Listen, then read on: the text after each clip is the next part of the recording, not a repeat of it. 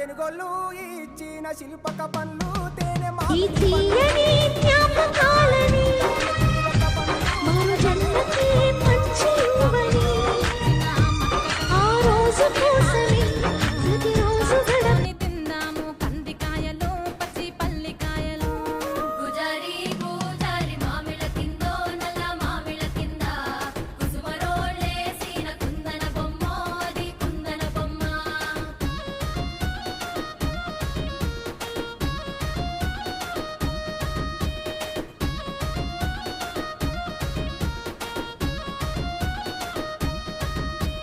బెస్తోలు పెట్టిన పచ్చి చేపలు అవి వట్టి చేపలు